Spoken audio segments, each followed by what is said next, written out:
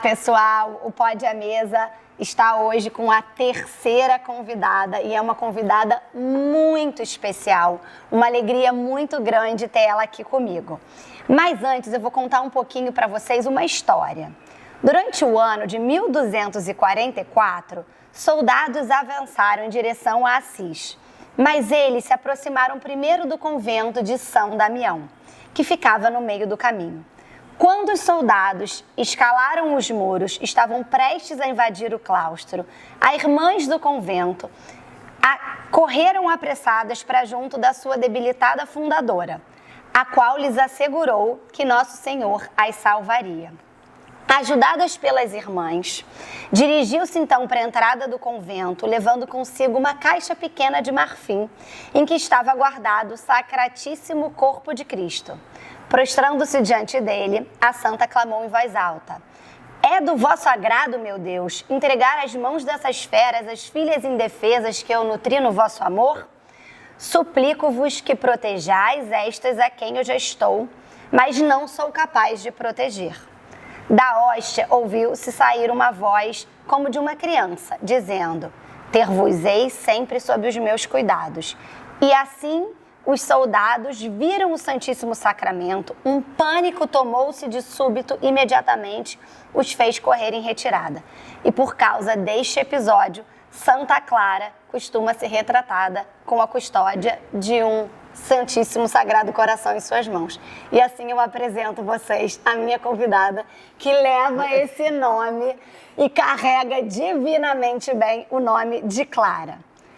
A Clara é catequista, mãe, minha querida irmã de fé, que foi minha professora de crisma, empresária, influenciadora do bem, muito antes de existir internet e blog, tem 2 netos, você é a terceira filha, não é? Terceira filha de 10, eu sou terceira, sabia? Nossa, não sabia, não. Eu sou a terceira de 4.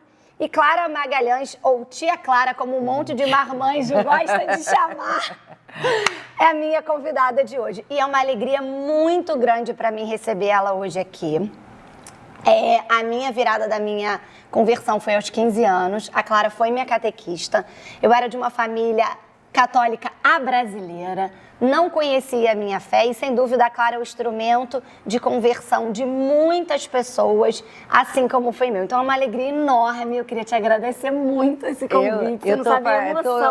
Eu que estou emocionada, que uma antiga aluna virou agora uma influenciadora também, né? Eu até vim de Guadalupe, que é a nossa grande intercessora, que é a Nossa Senhora, né? E eu vi aqui na mesa, eu cheguei e estava a Nossa Senhora. É da Agnus Dei, a Clara é empresária, tem uma loja de artigos religiosos, joias, coisas maravilhosas. Acho que você também nunca imaginou fazer isso na vida. Nunca, não. Mas a gente vai conversar um pouquinho sobre essa trajetória da vida da Clara, que é realmente muito interessante e muito inspiradora para muitas mulheres. E sabe que você começou com um tema que nunca ninguém começou, falando da minha santa da devoção, que é Santa Clara, né? Quando eu nasci, a minha mãe tinha tido a primeira mulher, a segunda mulher, e ela queria um homem, né? Porque o meu avô sonhava um menininho, e nasceu a Clara, e a mais moreninha, porque todo mundo era bem lourinho, né? E ela falou assim: "Clara, você, apesar de ser moreninha, você vai ser o nome de ser o luz." E ela só me falava assim: "Você vai ter a missão de ser clara, clareando e o mundo iluminando. Você vai levar o amor de Jesus." Agora você começou falando isso de Santa Clara, parecia que a minha mãe estava abençoando esse momento. Amém. Me deixou para a gente propagar através de quem está ouvindo, que é não só pelo nome, pelo coração, a gente pode ser essa luz. Nós estamos na Semana Santa e na quinta-feira, amanhã, é o que a gente fala da devoção à Eucaristia. E Santa Clara mostrou que naquele pedacinho de pão que é a Eucaristia, ela afastou todo o mal. E às vezes a gente não dá valor àquele pedacinho de pão que se é Jesus para dizer: "Eu quero entrar na sua casa, na sua vida, eu quero te defender, te salvar." Então que nesse encontro a gente fale: essa semana não foi por acaso. Não foi. É para mostrar que a gente viver a fé nessa semana que a gente lembra. Que bom. Eu queria começar exatamente com essa coincidência dessa inspiração do nome de Santa Clara. É que você é de uma família católica, né? Mas você, de certa maneira, deixou tudo né, toda a sua família, você é de São Paulo, para seguir uma vida religiosa, no sentido que você não tem voto, mas acho que você viveu a sua vida e dá a sua vida muito para evangelizar. Como foi para você essa sua primeira mudança de vir ao Rio de Janeiro, deixar toda a estrutura, né, de uma família que, sem dúvida, foi a base e tal? Como foi para você essa sua vinda e como foi que você começou, né, a fazer, provavelmente eu imagino que tenha sido um tempo difícil dessa mudança, para seguir a sua vida evangelizando em outros lugares? Então, eu comecei dentro de casa, a gente tinha fé muito no dia a dia. Então, eu tive sempre o exemplo da minha mãe, o meu pai, em momentos alegres e difíceis, sempre com o terço na mão e dizendo que os donos da casa eram Jesus e Maria. E que então a gente tinha que, em primeiro lugar, procurar primeiro as coisas de Deus e o resto vem por acréscimo. Então, a gente... Não é palavras, mas os exemplos que arrastam. Então eu vi e a dedicação da minha mãe, do meu pai, ele como empresário, ela como mãe, mulher, mas ela também dava aula. Uhum. Minha mãe dava palestra. E ela era vice-presidente de uma creche de crianças carentes. E eu comecei meu trabalho de catequizar nessa creche, porque as crianças não tinham... aula de música, eu sempre gostei de tocar violão. Você começou a tocar violão muito 9 anos, com 9 anos. Tá. Aí me chamaram para alegrar as crianças na creche e eu era chegar com um instrumento. E eu disse, gente, eu sou um sucesso com 9 anos, assim, porque as crianças vibravam de cantar aquelas musiquinhas boas, eu rezava, levava bala. E eu vi que, apesar de tão pouca idade, você podia dar amor. É verdade. E até quando eu cresci, começou a dar que eu tinha tendências a ser assistente social. Uhum. E porque eu adorava, eu tinha projetos de fazer creches, de fazer isso. Sempre estava no meu sangue, era uma coisa incrível. E eu fiz um show de caridade onde eu conheci meu marido. Ah, foi? Fazendo show de talentos, eu era apresentadora e todos os meus amigos participavam em São Paulo. E foi aí que eu me descobri como eu posso, apesar de qualquer idade, você se doar e transformar a vida do outro. Quando eu tinha a ideia de fazer faculdade, até pensei em ser assistente social. Você já é. Mas, de fato, já é. Mas quando eu me conheci o Tomás e eu tive que mudar para o Rio, até já estava... Tive o meu bebê em São Paulo, porque eu casei, engravidei em seguida. Você casou e ficou em São Paulo por um tempo? Por um ano. Aí eu vim para o Rio. Para mim, na hora, parecia que o meu chão tinha sumido. Olha. Mas porque a minha família inteira de São Paulo. Só tinha uma irmã que morava no Rio, mas eu era uma fase de recém-casada, com dificuldades financeiras. E eu tinha todo o amor, toda a estrutura que me ajudava lá em São Paulo. Mas a mamãe sempre dizia, a vida é bela para quem a faz bela. E eu vim, e ela dizia assim, você vai clarear o Rio de Janeiro, Clara. E eu falei assim, eu vou. Eu cheguei aqui no Rio... Sua mãe te deu todo esse apoio para ir? Meu pai e minha mãe. Que sempre foram meus irmãos, todo mundo.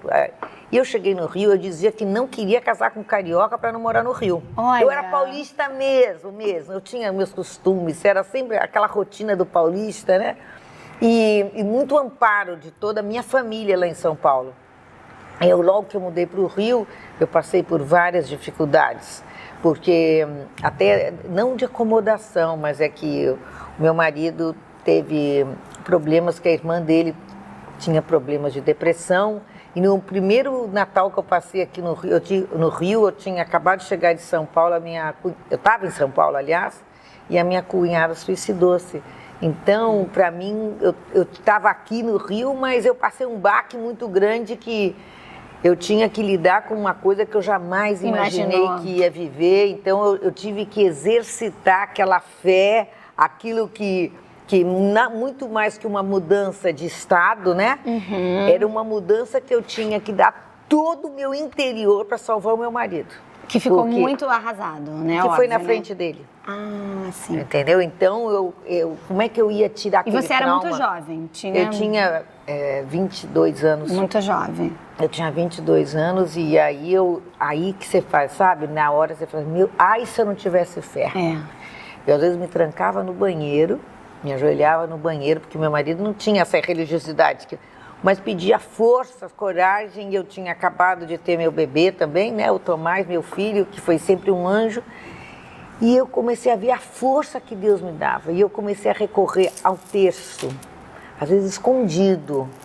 Mas eu acreditava que nessa forcinha dessas bolinhas que era para me pôr em pé, para ver como é que eu podia restaurar a alegria, a paz interior dele, porque eu não espero que ninguém precise de viver isso, porque Claro. é uma coisa muito forte. E nesse tempo até foi incrível, porque eu pedia, meu Deus, como é que eu vou tirar o trauma do Tomás? Como é que eu vou? Ele não tem a religiosidade que eu tenho. Mas mesmo que você tenha religiosidade, você passa É um uma baque, trombada. né? Claro. É uma trombada que rompe a sua vida, rompe o seu presente. Por mais que você tenha amor ao marido ou mulher, você está lidando com uma situação que a sua cabeça afunde. Então, foi uma coisa que eu tive, mas aí eu pedi tanto a Deus, de repente eu comecei a me sentir mal. E eu não sabia o que estava acontecendo. Eu falava, coitada, essa menina já aguentando esse baque. E não é que eu estava grávida. Olha. E foi muito impressionante, que eu dizia, meu Deus, essa criança vem aqui para gerar vida.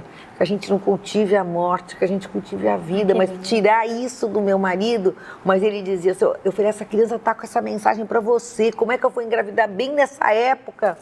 E foi tão incrível, Ana Luísa, porque a minha cunhada morreu no dia 26 de dezembro, dia seguinte do Natal.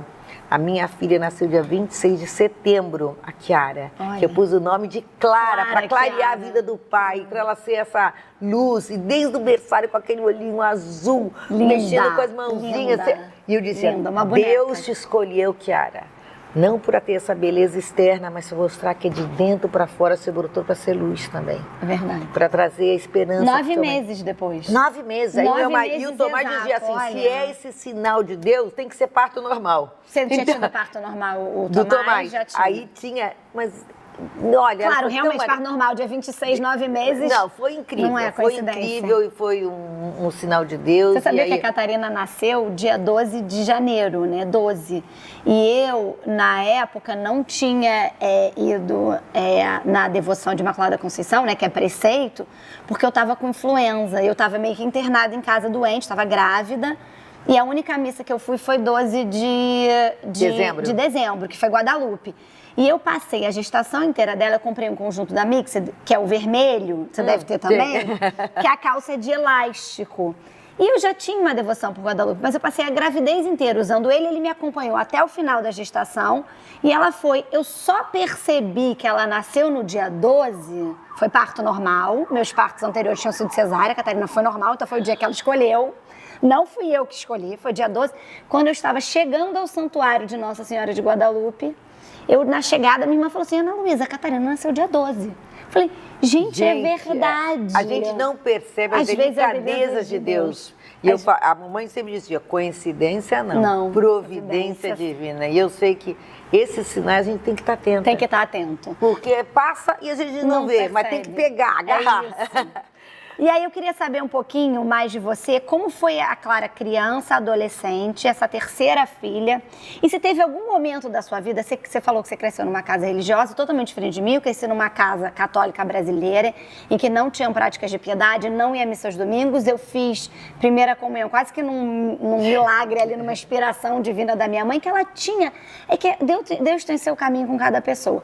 Mas quando foi, né, que você teve esse seu chamado que era, não, agora não é mais minha mãe, não é mais meu pai, não é mais aqui que eu tô na família, ninguém tá me chamando para rezar, sou eu, assim. Quando eu vim pro Rio. Quando você veio pro Rio. Eu sempre gostei de me dar, uma coisa que é uma coisa que eu não sei se é um exercício, mas a gente começa a perceber no dia a dia, quanto mais você se doa e quanto mais você leva o amor de Deus pro outro, você é mais feliz. É verdade. E eu comecei a ver que eu comecei a me curar e me realizar quanto mais eu ajudava os outros.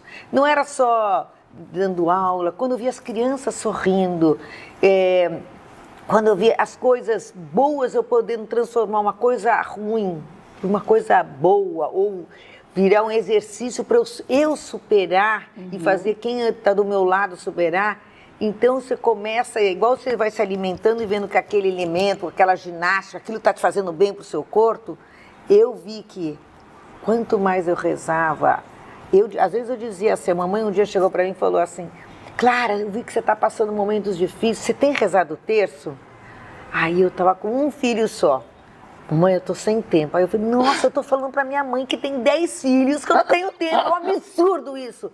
Quem é que faz o tempo? Somos nós. É verdade. E eu comecei a fazer a devoção de rezar o terço todos os dias. E o meu tempo começou a aumentar. É verdade. Aí num dos chamados, aí eu comecei, quando vim aqui para o Rio, eu queria continuar meu trabalho de caridade, eu não trabalhava, estava com um filho pequeno, mas eu comecei a dar aula na Santa Terezinha, na creche na Gávea, que era da minha tia. Adoro a tia Maria José. E aí eu comecei, graças a Deus, eu tenho um dom que Deus me deu, da alegria. É verdade. E as crianças começaram a gostar de ver meu cantar, aí eu comecei a preparar para a primeira comunhão. E era um sucesso, começou a fazer, aí eu falei assim, gente, meu filho agora fez 9 anos e eu não quero que ele tenha uma religião decoreba, eu quero que ele tenha uma religião de amor, de alegria e para o dia a dia. Porque não adianta ficar, eu às vezes pode até me perguntar, às vezes eu posso não saber muita teoria, apesar de 46 anos de catequista, mas eu tenho... A gente está sempre aprendendo, né? Todo dia, claro. mas eu falo, eu não sou de teoria, a minha teoria é o amor. Eu gosto de exercitar esse amor em oração, que Deus é amor. Então eu falei, tem muito mais gente preparada do que eu, mas eu sou movida pelo amor. Não, mas acho que essa alegria que inspira, essa verdade. Isso é o amor, né? Que foi o que Jesus trouxe. E eu acho que todas as dificuldades que eu passei é para mostrar que ninguém pôde roubar meus valores, da fé, da família, e do amor e da alegria. E por mais que às vezes a gente chore, a gente sabe que quem põe a gente em pé? Maria, que nos traz aquela força e esse amor de Jesus. Foi aí que eu comecei a dar aula para o meu filho, quando ele fez 9 anos. Foi sua primeira turma Eu comecei logo que eu cheguei no Rio para dar para crianças carentes, na creche. Aí dei em várias creches, fiz vários eventos de caridade, eu só trabalhava para caridade. Aí quando eu vi o Tomás, meu filho, precisando da primeira comunhão, eu comecei a abrir na minha casa uma salinha para ajudar os amigos dele. E nunca mais parei. Nunca mais parou? Nunca mais parei, porque 50 anos, não, 40 anos deve ser. Eu comecei com 9 anos dele. Lá na creche. Ah, sim. Agora eu fiz 66. Então eu nunca parei. Nunca parei. Nunca parou? Eu ia parar. Nunca deixa, não deixa. Mas vai parar, tô muito cansada há muito tempo, ninguém deixa, as pessoas eu chamam, até achava, né? Eu falei, agora mais do que nunca, nos dias de hoje, eu acho que está um tanto problema de identidade, de valores, que eu falei, esse ano eu digo que eu não vou parar. Porque eu falei, eu tô com 100 alunos na Crisma e 120 na catequese. Porque eu falei, a gente tem que dar esperança, né? Muito agressividade. E quantas famílias são transformadas também Várias mães da catequese do ano passado e da Crisma estão fazendo agora. Isso. Então, quantas famílias são impactadas? Não é só aquela criança, porque é um tempo de graça, né? Muito importante. E eu acho que não é. Quero ver minha fé na minha vida. E é isso. Todo mundo não fica só... A Bíblia, um instrumento, a fé sem obras é morta, nada. Né? Então, eu acho que as pessoas, os jovens, a gente mesmo, quer falar, o que está dando certo? E a gente fala, para dar tudo certo, tem que existir uma força superior que faz isso, né? Amém. Deixa eu te fazer uma pergunta. Você é de uma família de muitas mulheres, né? São quantas? 7 mulheres, 3 homens? Agora, os de netas tem já um monte. Muita mulher, mais mulher netas também? E bisnetas. Também. Então, uma família de muitas mulheres. Mas eu vejo você falando sempre do seu pai com muita deferência ao seu pai. E a fé do seu pai, apesar da sua mãe também ter essa presença muito forte, né? Eu segui ela no Instagram, adorava. Bom dia, glorioso dia, com a bênção de Deus, a Virgem Maria. Adorava. Né? Você via como ela era uma pessoa realmente muito iluminada. E você vê, né, eu nunca conheci ela pessoalmente, mas a árvore se conhece pelos frutos. Então, mas eu falo do seu pai, muito com essa importância da força do pai. Eu queria que você falasse um pouquinho, a gente vive um tempo de muita competitividade da mulher e do homem, né? E dessa coisa do seu pai, desse lugar do homem, da importância da fé do pai. Tem uma pesquisa que fala que, sei lá, a mulher, a mãe, transmite a fé, tipo, metade, 50%. O pai é, tipo, 90%. Você sabia? Que isso, não sabia. Você foi falar agora do meu pai e da minha mãe, é meu ponto fraco, tá? Mas a mamãe sempre foi uma pessoa de muita alegria, de muita, assim, ela adorava falar, cantar. Chegava em São Paulo, vamos cantar ela não chamava ela chamava para quando fazia Instagram, me traz o Instagram, vamos agora o Instagram. Abençoai as cascatas e as borboletas que andam nos ares, Ave Maria, laraiaraia, cremos em vós, laraiaraia, Virgem Maria.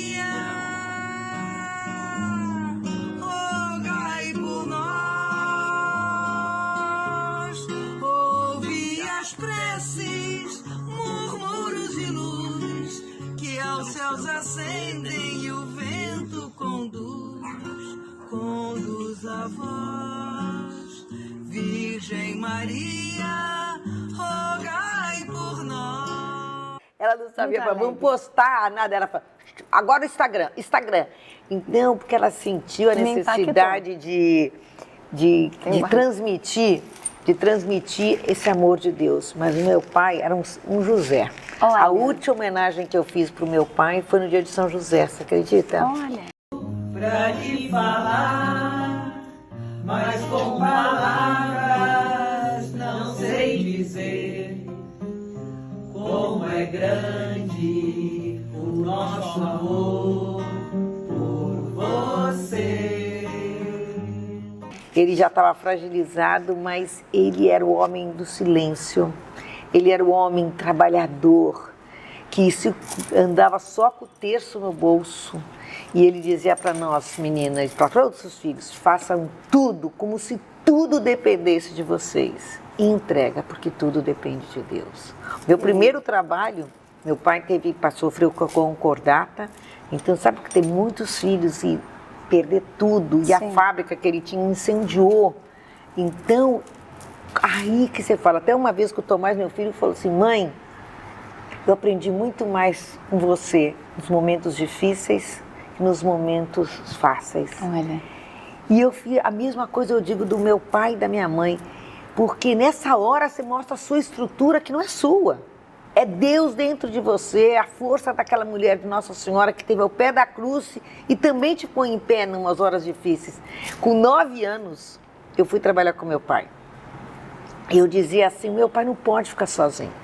E desde pequenininha, eu via ele pegando ônibus, ele para ralar, para criar os filhos, mas com honestidade, com valores. E todo mundo chorava porque eu ia para uma janelinha para ver ele saindo, para ele saber que ele tinha alguém olhando por ele. Então, era uma afinidade, eu era a única das morenas na casa. Você então, é a única morena? Agora o Romeu Todas nós somos a mais moreninha da família, a Clara que é a mais morena, então era mais sangue trussardi, né? Que era da família do papai. Pai. E aí falavam que eu era a queridinha do papai por causa disso. E eu fui a secretária do meu pai. Você vê, eu tinha uma ligação muito forte com ele. Porque eu tinha admiração. E eu queria, ele passou tantas dificuldades. Mas ele tinha essa fé profunda. Tinha. Tanto a minha avó paterna como materna eram pessoas de muita fé. Então, eles se tornaram um casal de muita fé. E os 10 filhos rezam o terço todos os dias.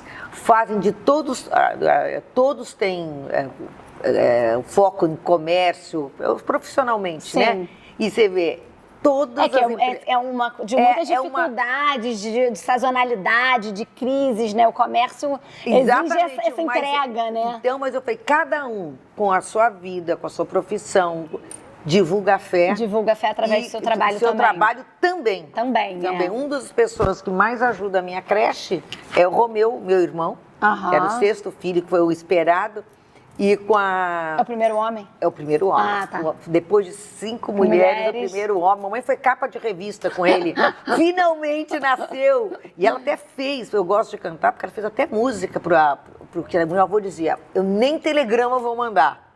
E ela fez uma musiquinha que era uma graça, que falava assim: meu querido Santo Antônio, meu querido Santo Antoninho, eu lhe peço numa prece que me desses um filhinho. Se um dia ele vier, a todos direi então que ele é o meu filhinho, que ele é meu amorzinho. E mais uma vez direi bem contente a Santo Antônio: obrigado, Santo Antônio, obrigado, Santo Antoninho. E nasceu o meu irmão. Eu imagino que desejado. Aí né? todo mundo, a música rezada funciona. E você sabe que eu canto nas bênçãos da loja e tudo. E várias meninas se casaram, várias tiveram muitas filho. graças. Porque a oração cantada, quem canta, reza duas vezes. Aprendi com você. Então eu canto pra caramba e imito minha mãe. Veja, ela faz um monte de músicas e eu aprendi a fazer tudo igual. Então, o meu pai e a minha mãe passavam isso através da história, por dificuldades. Quem não as tem? É lógico. Então, ele quis mostrar para nós filhos que de joelhos a gente vence as dificuldades. Não são, às vezes, fáceis, né? Mas eu uso... Ontem eu ensinei na aula de Crisma 4 letrinhas. Na hora da tribulação, a gente tem que entregar, confiar, entregar, esperar, que é tão difícil, e já agradecer. Então a gente... Mas esperar na esperança. É isso. Né? Não na espera. E a outra palavra da Bíblia que sempre mexeu muito comigo, na tribulação tive paciência. Com a paciência me tornei perseverante. Com a perseverança eu me tornei uma pessoa com esperança. Com a esperança eu me encontrei com Deus e com Deus eu tenho tudo. Que lindo.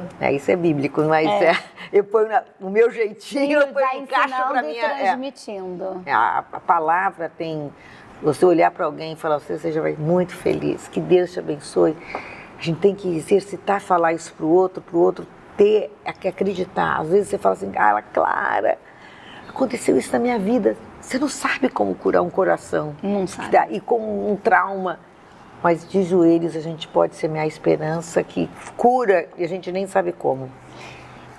Muito bom. Deixa eu te fazer uma pergunta, né? Eu conheço, mas nem todo mundo aqui conhece a história.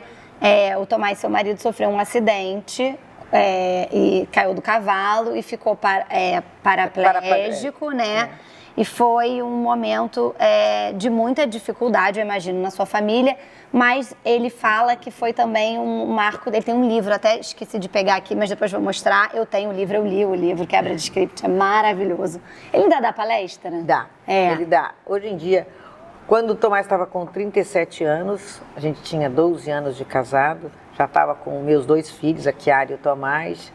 Ele, num treino bobo, ele ia para competir com profissionais, estava na hípica, e eu ainda falei: Tomás, vamos para casa. Ele falou: não, claro, eu quero treinar mais um pouquinho. Ele sempre foi uma pessoa com muita perseverança. Muito esportista, né? Muito esportista, corria na lagoa, andava de bicicleta. Nossa, não tinha uma banhinha na barriga, nada, super preparado. E aí ele falou: não, eu vou treinar mais uma vez para não me arrepender que eu não treinei. E aí eu escuto, eu estava no carro e falo assim: a cavaleiro caído na pista. Falei para os meus filhos: é o papai. Que só era o único que tinha ido. Aí quando eu cheguei, tinha acabado de sair celular na época, sabe? E eu achei que ele tinha quebrado o fêmur. Era isso.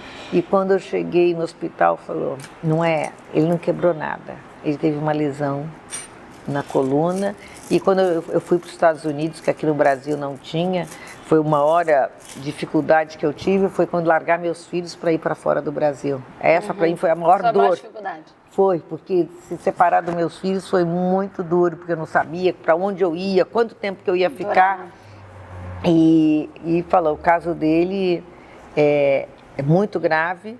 E quando eu cheguei nos Estados Unidos, eles olharam para mim e falaram: a lesão do seu marido é aqui no alto, ele vai ter dificuldades no coração, no pulmão e no corpo principalmente, ele nunca mais vai andar. E eu, na hora, falou assim, na lata. Aí eu disse: mas ele tem muito preparo físico, e se ele se exercitar muito? Não vai, rompeu a medula. E rompeu a nossa história na hora. Rompeu a esperança do meu marido, rompeu aquilo tudo que ele sonhava. E eu falei assim: agora eu não posso deixar meu marido. Eu me lembro que a psicóloga falou para mim um dia, olha, na frente do meu marido, Tomás, você perdeu alguém que você amava tanto da sua família? Ele falou, minha irmã na minha frente, depois foi meu pai, foi meu tio. Você amava? Sim, muito. Agora, sabe quem morreu? Você mesmo. Mais de 80% do seu corpo é morte. Que triste, que absurdo, que despreparo. Como é que fala Eu isso? sonhei com a cabeça do Tomás andando no chão e eu dizia para ela, não é possível. Aí o Tomás entendeu o que ela quis dizer, porque tudo o que ele queria fazer ele não conseguia. Então ele lidava com a morte do próprio corpo em cada momento. Queria sair da cama, não podia. Queria escovar o dente, não podia. Queria pentear o cabelo, não podia. Queria andar na rua, não podia. Carro, qualquer coisa. Não. Foi lá para baixo porque ele não conhecia mais quem ele era. Ele era uma pessoa que ele não conhecia, ele teve que começar a conhecer quem ele era novamente, como se fosse, até para ficar sentado, ele não conseguia. Ele caía para todos os lados, para se virar na cama. A gente fala assim, é inacreditável, por exemplo, ele não sentia a dor, ele não sabia o que é quente, o que é frio. E eu também, eu achava que paralítico não era no andar. Aí eu conheci o que era ser um paralítico. Existem vários tipos de paralisia, que às vezes afeta alguma coisa ou outra, mas eu conheci no dia a dia o que era um homem, uma pessoa paralítica. É começar tudo do zero. Parece que o bebezinho vai aprendendo. Um dia andar, outro dia falar, engatinhar, tem tudo. Só que ele conhecia tudo e ele teve que pôr na cabeça, vamos começar tudo do zero. Só que com 37 anos, um homem, um empresário, um esportista. Então teve, e com a tendência da família dele, que tinha muitos suicidas, ele tinha que lutar com o problema do corpo, o problema da hereditariedade, e aí ir até onde está Deus nisso tudo? Por que eu merecia isso, né? A pessoa sempre pergunta, mas por quê? E eu, Tomás, não está na hora de perguntar por quê, mas para quê?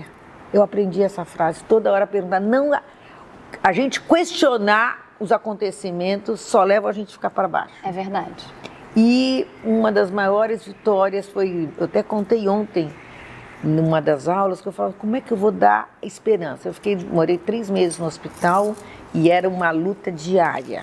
Para cada coisinha que ele tentaria, conquistava, segurar um copo, pegar numa escova.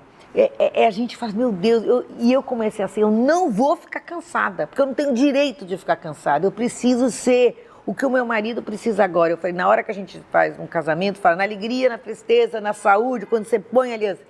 Mas todos os dias da minha vida. Então eu falei, é a hora de eu provar meu amor. Eu disse para ele, Tomás, eu não casei com as suas pernas, o seu corpo.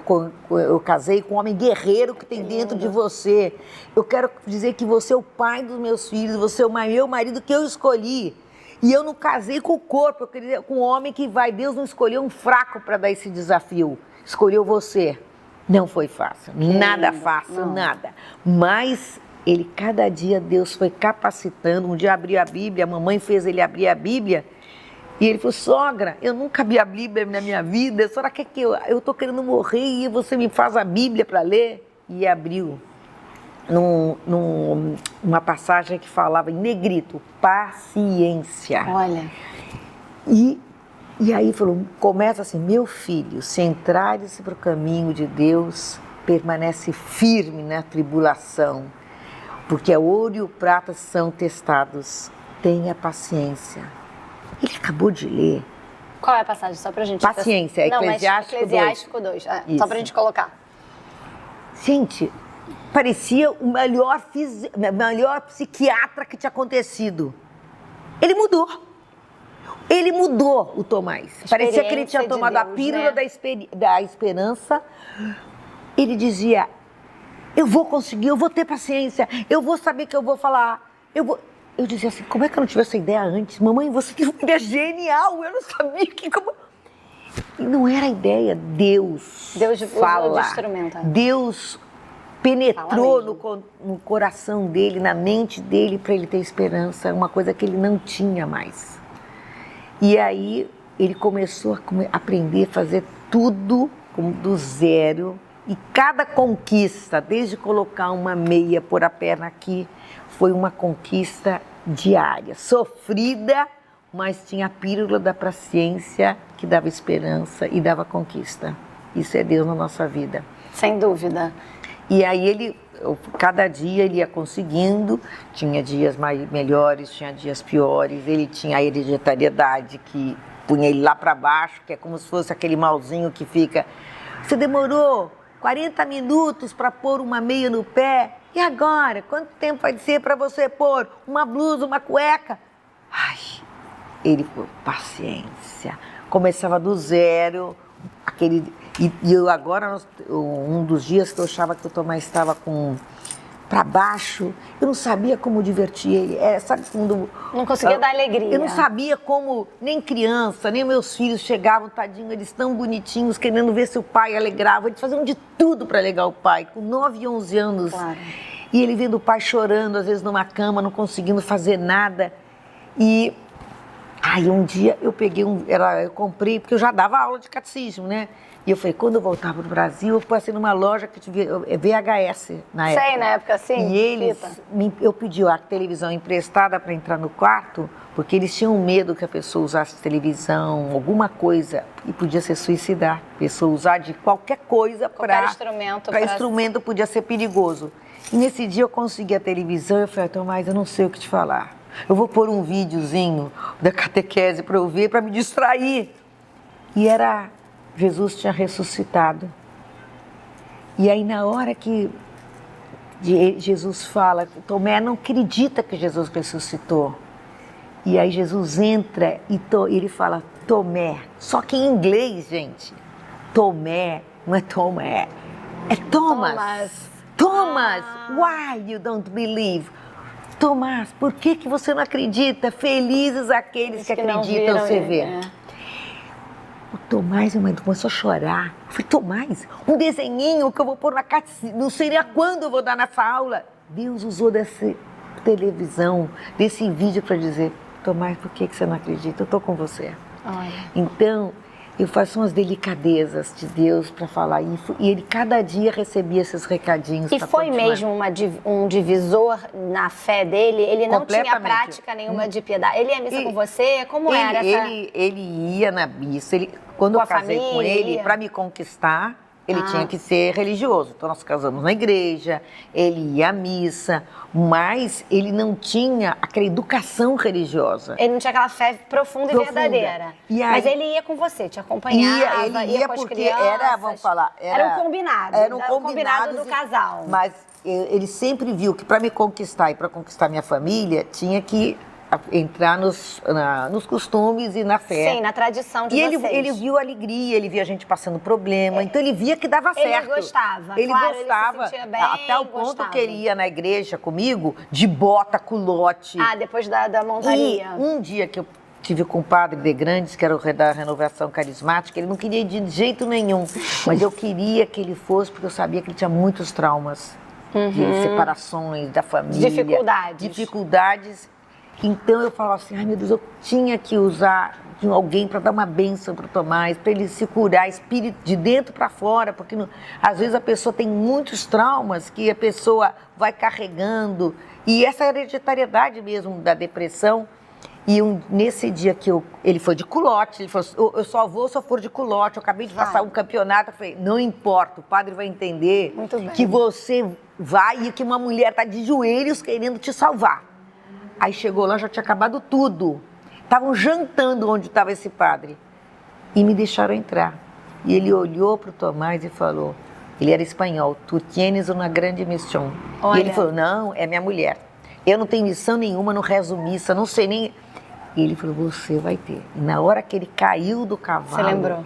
Não, ele lembrou. Olha. Ele ouviu uma voz, aqui começa a sua missão. Então, ele começou com isso... quando ele começou a se transformar, ele fazia muito esforço, vocês não têm noção o que tem que fazer esforço. Não. Então, Incrível. muitos desafios. A gente não tem noção. Não. Noção.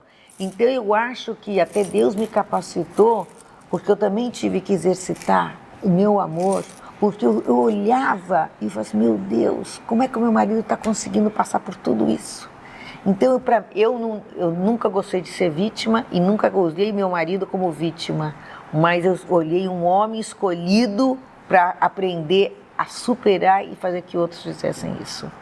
Porque se a gente começa a ter dó da gente, a gente vai lá para baixo. É verdade. E então, aí o Tomás pegou, quando ele começou a estar começar a querer falar para os outros, fazer até encontros, nós fomos convidados para dar o testemunho para o Papa no Maracanã. Então, eu ia falar exatamente isso. No ano de 1997, que é essa deucidência, né? Que foi o ano da minha crisma. Gente, não lembrava disso. O ano de 1997 foi a vinda do Papa João Paulo II, que fez como chamava, não sei o que, das famílias. Encontro Mundial das Famílias. Igual tem Encontro Mundial da Juventude, foi o Encontro Mundial das Famílias, que aconteceu no Rio de Janeiro, no ano de 1997, que eu estava contando para a Clara, que inclusive todas as minhas amigas fizeram crisma no ano de 1996. Eu tinha 14 anos, na época não podia fazer. Fui chamada por elas, não foi um pedido da minha mãe, ninguém tinha feito crisma dos meus irmãos, eu fui a primeira da minha família a fazer crisma. E o meu ano que me tocava, eu sou de 82, como a Chiara, eu sou de 97, eu fui fazer crisma em 97. Por conta desse ano de 97, eu fiz a crisma nesse ano. Você foi do coral? Fui do coral. Foi do coral do Papa, gente, eu não lembrava disso. Fui no coral do Papa, cantei na missa campal, ensaiei aqui no Colégio de São Paulo com o padre Jorjão. Outro dia eu vi o padre Omar dizendo que foi tocado. Foi nesse dia também, para ser sacerdote. Não, saiu o ônibus da minha casa. Da sua casa. Para todo mundo ir pro coral. Eu fui na sua casa, ensaiei com todo mundo e a sua família. E vocês foram escolhidos para representar a família brasileira nesse ano. Então, eu acho que o que lacrou a minha vida nesse dia e até a transformação do Tomás, principalmente, foi esse encontro, porque ele chegou no encontro e falou, santidade, há 6 anos, fazia 6 anos que ele era paralítico, há 6 anos atrás eu andava muito bem com as minhas pernas, mas era paralítico de espírito. Precisei cair de um cavalo e ficar com a paralítico das pernas para caminhar com a força do Espírito Santo voltado para as coisas de Deus. E ainda falou isso perante todo mundo, e graças à minha mulher e aos meus filhos, que os dois foram 2 anjos, sempre foram. Eu dou passos que eu jamais chegaria com as minhas pernas e sou o homem mais feliz do mundo. Que lindo! Então foi. E eu já disse assim, santidade. Assim, eu acredito nos valores da fé, do amor e da família. E graças à intercessão de Nossa Senhora, eu, apesar das dificuldades, tenho uma família. Que lindo. E passo isso. Então. E um outro acontecimento que foi assim espetacular também foi que as minhas bodas de prata, que foi logo em seguida. Me lembro, foi logo em seguida.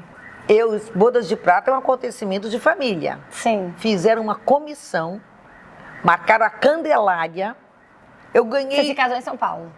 Casei em São Paulo. Casou em São Aqui Paulo. foi a Candelária no Rio de Janeiro. Eu ganhei tudo de presente, tudo. Olha. Tudo. O vestido, a roupa, as músicas, a igreja, as flores. E foi uma coisa, a igreja caiu no pleno feriado, dia 24 de abril. 24 de abril. Então é entre... 24 de abril? Eu sou dia 25 de abril, meu Nossa, aniversário. meu Deus, caramba. Então, dia 24 de abril é entre o feriado São Jorge e de Tiradentes. E o meu caía no sábado, então ninguém ia estar aqui.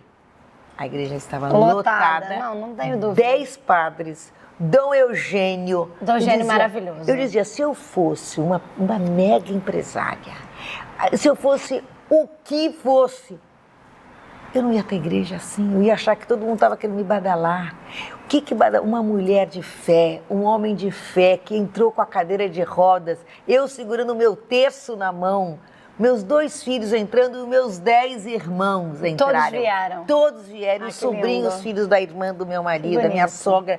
Mostrou história viva, a história de oração, a história de vitória que Deus dá, e ele brincou comigo nesse dia.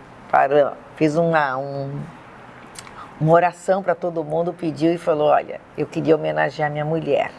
A minha vida era minha vida se resume antes da Clara, depois da Clara. Antes da Clara sem Cristo, depois da Clara com Cristo. Que lindo, foi lá que antes ele da cantou. Clara sem cadeira, depois da Clara com a cadeira. Nós tínhamos 12 anos e meio casados e 12 anos e meio com a cadeira e sem a cadeira. Então, eu falei, agora eu já ganhei muito mais. Estou quase 45 anos de casada. Que lindo. E foi lindo. E ele falou, falando de Santa Clara hoje, ele falou, Clara, você foi instrumento, ele usou a oração de São Francisco e fez para mim. Clara, você foi instrumento de paz na minha vida. Onde eu sentia ódio, você me deu amor. Onde eu me sentia ofendido, você me ensinou a perdoar. Onde tinha discórdia, você me deu a paz. Onde eu estava me sentindo desesperado, você foi minha esperança. Onde eu estava triste, você foi minha alegria. Onde eu me senti na escuridão, você foi minha luz. Aí ele acaba dizendo a declaração de amor para mim. Que lindo. Então, foi uma coisa que testemunho vivo. Vivo, né? E aí eu falo que a casamento. E como o casamento vai se aperfeiçoando, não é? Porque nós somos imperfeitos. Claro. E o casamento, como a união, ele não era assim quando você se casou, né? Ele sempre foi... Ele era muito bom. Muito maravilhoso, você escolheu ele, mas como, né? Mas ele agora, ele virou um espiritonário, entendeu? De querer levar com a nossa vida, com a nossa história, tudo isso. Por isso que tem um livro, né, que fizeram. O Quebra de Script, ele foi dar uma palestra e aí nessa palestra um alemão chamou ele e falou, não, sua vida tem que ser história. E para resumir, né, a história teve um final mais ainda, continua dando um final feliz. Ele ganhou um esqui nas bodas. Ele ganhou um esqui nessas bodas de prata e ele virou esportista e campeão, não foi? Campeão na Austrália, medalha de bronze, e na Bélgica, medalha de bronze. Ele continuou esportista mesmo assim, né? E olha quem tá ali. Marina, já vem. Já veio pra ver a mamãe e acabou. Por isso que abriu. Tá, a sua história é super inspiradora, mas eu queria falar um pouquinho que, assim, Santa Terezinha, Santa Teresa de Calcutá, muitos santos contam da sua história de dificuldade. Tem algum momento que a Clara se cansa? Onde se renova as suas forças? Na oração. Como Madre Teresa fala, qual é o seu segredo? Eu rezo. Eu renovo duas coisas, fazendo bem. Quando eu estou fazendo bem, eu esqueço. Várias vezes Incansável. Não, por exemplo, às vezes eu ia para o grupo de oração na Casa da Glória, minha irmã que tem há muitos anos. 30, 40 anos. Às vezes eu chego, a Glória, você está chegando. E às vezes eu nunca tive depressão, mas eu sentia o meu coração sangrando. Olha. Aí eu dizia assim, nossa, eu queria que Jesus me enxugasse para ver, porque quando eu vi o Tomás, a dor maior é ver a tristeza. Então, eu não quero ver a tristeza de ninguém, ainda mais eu não sabia como dar.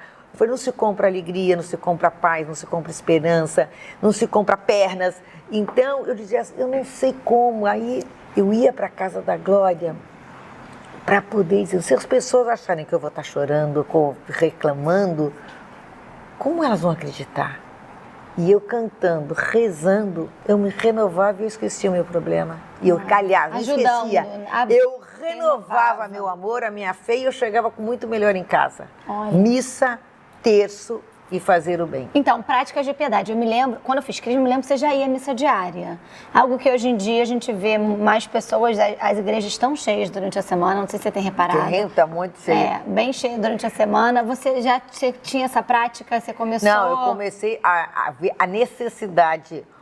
Como se a gente não toma um remédio para ter força, para não pegar gripe, para ter vitamina.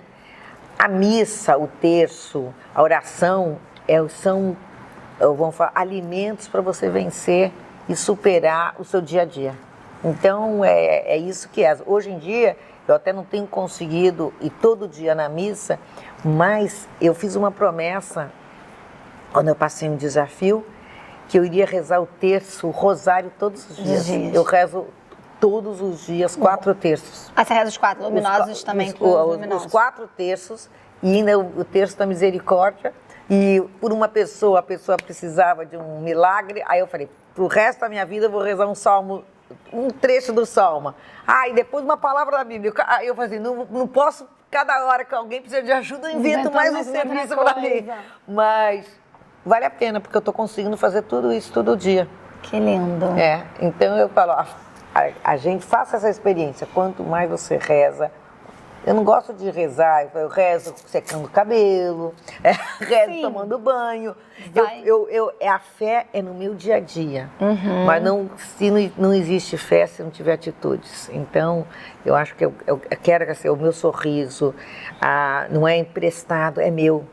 É meu porque existe um Deus que me faz sorrir, apesar, não é porque assim, eu falo, uma amiga minha me ensinou uma frase: o meu coração é meu, pode chorar, pode sofrer. O meu rosto é do próximo, sempre vai sorrir. É lindo isso, já tinha ouvido. E você é católica, sempre assumiu, sempre levou muito a fé, sempre foi muito evangelizadora. Você já sofreu algum preconceito, alguma dificuldade por ser católica, já percebeu isso? Hoje em dia a gente vê que tá mais, eu não gosto de dizer essa palavra, na moda, mas eu vejo muitas conversões hoje em dia, muito mais do que eu via quando eu tinha 15 anos atrás. Qual é a sua impressão? Eu acho que nós estamos vivendo um tempo muito difícil, porque ninguém sabe mais o que a pessoa quer ser, ou está muito perdido. Por isso que, como eu falei, eu vou continuar dando aula de religião. Eu fiz a loja até que virou um ícone de superação para mim. É verdade.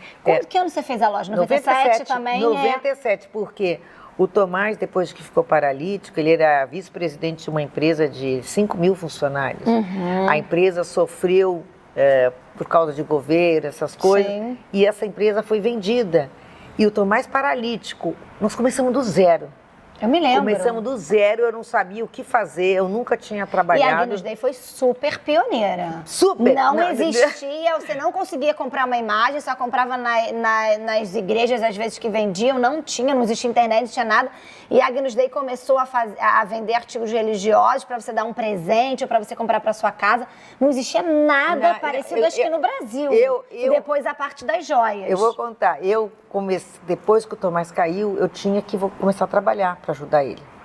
Então, o meu irmão me deu uma oportunidade de trabalhar na Trousseau, porque ele era dono da Trousseau. E eu fiz a Trousseau aqui no Rio. Só que as pessoas iam lá para conversar comigo. Aí eu tinha uma gavetinha. Eu tinha uma gavetinha. Tá bom, uma medalhinha para você. Não, um terço. Essa oração. Quando eu vi, tava tanta coisa que eu dizia assim, eu tô gastando uma fortuna. Aí eu falei, tinha um escritório em cima, eu abri um escritório para ter tudo para alguém que quisesse comprar terço. E minhas sobrinhas foram trabalhar comigo. Que legal, olha. Só que foi tal sucesso, eu me lembro. Que eu tive que abrir a Agnus Dei no Gávea Trade Center, que foi a primeira.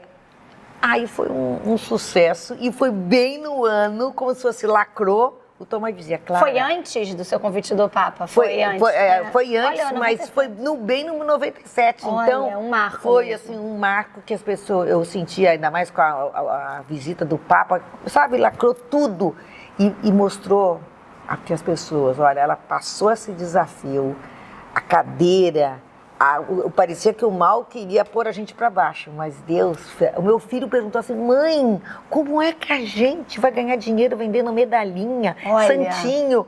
Eu falei, meu filho, a loja é linda. Deus me capacitou, eu sou catequista, eu só trabalhava para caridade, Deus vai me salvar e eu vou ajudar a salvar todo mundo que quer entrar naquela loja para mostrar que as coisas de Deus não são feias, são bonitas. Lindas. Então, isso aqui tá vendo? é uma imagem aqui. De Nossa Senhora de Guadalupe, a da Agnus Dei. Não existiam coisas tão bonitas, assim, religiosas. Eu queria que as coisas não vendessem na feira, não vendesse em quiosques. Eu queria que tivesse cheirinho. Isso, a embalagem é linda, o cheiro é maravilhoso. A pessoa recebe um presente. Eu falo, a gente olha uma foto de um filho, você vê agora a sua filha entrou, o sorriso abre, é o amor. Quando você às vezes vê uma imagem de Nossa Senhora, você lembra, eu tenho alguém. Que foi mulher como eu. Então, que vai te inspirar a foto ou a imagem. Vai fazer quase 30 anos. A loja? 36. Peraí, 97 é 30. Vai fazer 30 agora, né? Não, já fez. Peraí, eu tô até 26. 26 anos. 26 anos. A gente. Já fez 25. Que já brindamos 25, então 26 anos e assim. E as pessoas passam, se benzem na loja. Sim. Então, eu fiz no meio de um comércio, eu não quis fazer nada pintado, mostrando que é tudo religioso mesmo. Tudo religioso eu falo, eu uso a medalha, o anel terço, as pessoas vão vendo a sua identidade, eu não escondo nada. Eu respeito as pessoas, mas eu não posso aceitar na minha vida uma outra crença que não seja o que me fez ficar em pé. E que eu possa ajudar. Eu penso em escrever um livro, já acabei. Tem que escrever.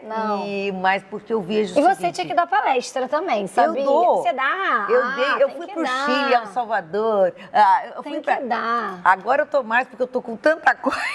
Ela é incansável. Então eu não tenho parado. Então, às vezes, agora eu dei uma diminuída, né? Ainda mais que a gente vai envelhecendo, vai tendo outras solicitações. Mas eu me sinto um broto. Quando eu vi que eu tô em 3 horas, eu estou com 220 pessoas dando aula, catequizando. E na loja é uma catequese viva o tempo inteiro. As pessoas ainda vão lá atrás de você pedir por oração, nas dificuldades. E uma coisa muito bonita que eu acho da Clara, a gente às vezes acha que as pessoas procuram ela com dificuldade, mas o quanto ela se coloca a serviço das pessoas que estão com dificuldade. Isso a gente vai vendo o quanto ela, cheia de coisa, sem tempo, ela nunca diz não para as coisas de Deus. Outra nunca. Coisa. Veio aqui hoje. Não, eu também tive, de tanto aula que eu dei, eu tive cisto na corda vocal 2 vezes. Tive que usar pito, ficar batendo palma, fazer fono durante muito tempo. Hoje eu tomei a água de Lourdes e eu fiquei curada. Então foi até na minha vida, porque eu dizia assim, se Deus tem que me dar essa aprovação de eu não poder mais cantar, dar palestra. Hoje agora eu virei cantora de igreja, Sua né? voz tá ótima. Tá perfeita. Maravilhosa. Eu canto da primeira sexta-feira do mês, agora canto todo domingo.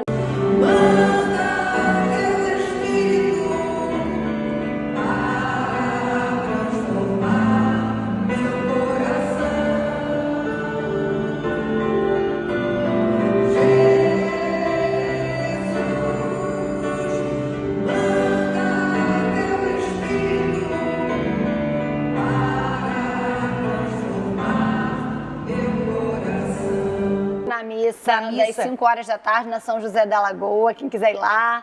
Então aí a gente, no fim, vai abraçando causas e as vitórias vão vindo. Em vez de vão lá os problemas chegando, e agora sou avó de gêmeos, eu virei a minha motivação também. Então a gente tem que ser mãe, mulher, esposa, empresária. E uma coisa que aconteceu comigo, que foi uma condecoração que não é minha, mas foi de Deus. Eu fui convidada, uma cliente minha eu não sabia, eu conversei com ela, passou por um momento de saúde muito ruim e foi uma das que eu comecei a ajudar na loja. E ela conheceu a creche, que eu sou vice-presidente. A Casa da Criança, Casa da fica em Criança. Botafogo. Quantas crianças? São 330.